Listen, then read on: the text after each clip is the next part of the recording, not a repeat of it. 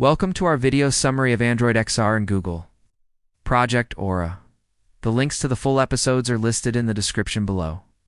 If you find this content a real time saver to explore new ideas, please hit the like button and subscribe for more.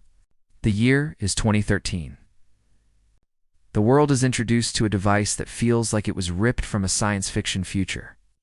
Google Glass. It promised hands-free navigation, instant photos, and notifications beamed directly into our vision. It was revolutionary. And it was a spectacular failure. It overheated. The battery was a joke, and culturally, it was a disaster.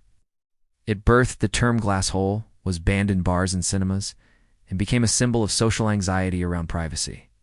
For consumers, Google Glass died not as a breakthrough, but as a warning. For nearly a decade, Google stayed away from the very market it created. But now, they're back. And they're not just dipping a toe in the water, they're launching a full-scale assault. After a decade in the wilderness, can Google finally deliver on the promise it made, or is history doomed to repeat itself? The epic collapse of the original Google Glass wasn't just about a flawed product. It was about a world that was technologically and culturally unprepared for it. The vision of subtle, timely information was surprisingly accurate. But the tech of 2013 just couldn't deliver. A decade later, 3 pillars that were missing then are now firmly in place, creating the perfect conditions for a smart glass revival. First, the hardware wasn't there. The original glass looked alien, with a tiny, awkward display and terrible battery life. Today, technology like waveguide displays can project bright, clear images into your line of sight. And partnerships with fashion brands mean smart glasses can finally look like normal glasses. Second, the platform didn't exist. It was like launching the iPhone without the App Store. This time, Google is building on Android, a foundation billions of people and millions of developers already use.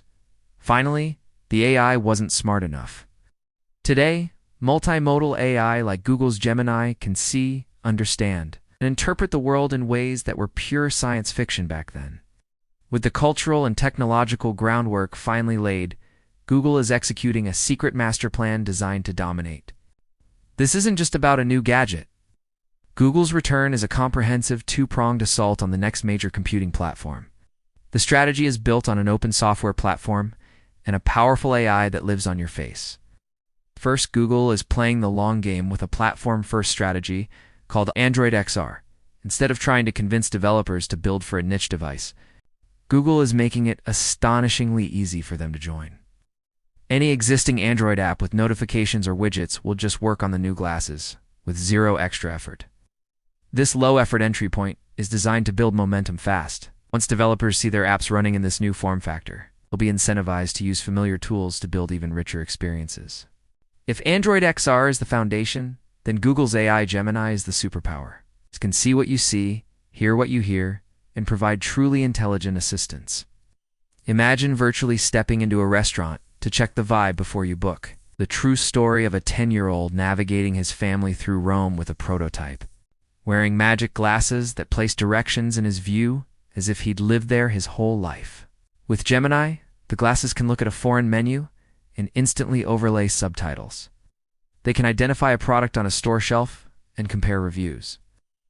One of the most compelling demos is Circle, to search for reality. A user can literally circle a real-world object with their fingers, and Gemini will instantly identify it.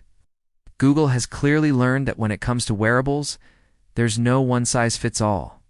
This time, they're launching 2 distinct types of glasses. The first, Project Aura, is for episodic use a device you put on for a specific task. Developed with optics leader X Real, Aura offers a massive 70-degree field of view AR display, creating a giant virtual screen that floats in your environment. To solve the hardware failures of the past, Aura moves the heavy electronics into a small external compute puck. This eliminates heat from your head and allows for a much bigger battery, all while keeping the glasses themselves incredibly lightweight. This is designed to run full Android apps in space, letting you replace tasks you'd normally do on your phone. The second track is for all-day use. Fashionable AI glasses co-designed with Warby Parker and Gentle Monster. The goal is simple: Create smart glasses people will want to wear just like normal eyewear, focusing on audio, notifications, and AI camera features. When videos of Google's new prototypes appeared, the internet's meme factory went into overdrive. Felt like déjà vu. But this time, Google is ready for the skepticism.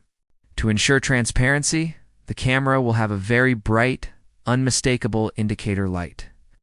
The final consumer products are being designed with fashion partners to look normal, not like sci-fi props. And using the Android permissions framework, users will have granular control over their data. Ultimately, Google's new vision is bigger than just hardware. The real ambition is to become the company that understands the world visually in real time through Gemini. Project Aura is Google's second chance to deliver the future it promised us. So who do you think will win the war for your face? Meta's social momentum or Google's AR superpowers? Let us know your thoughts or suggestions for future content in the comments. Thanks for watching. We'll see you in the next one.